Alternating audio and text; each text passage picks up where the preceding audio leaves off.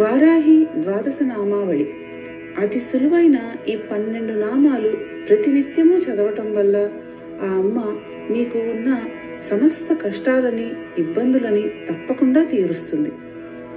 ఓం పంచమ్యై నమః, ఓం దండనాథాయై నమః, ఓం సంకేతాయై నమః, ఓం సమయేశ్వర్యై నమః, ఓం సమయ సంకేతాయై నమః, ఓం వారాహ్యై నమః, ఓం పోత్రిణ్యై నమః, ఓం శివాయై నమః, ఓం వార్తాళ్యై నమః, ఓం మహాసేనాయై నమః, ఓం ఆజ్ఞాచక్రేశ్వర్యై నమః, ఓం అరిఘ్నే నమః.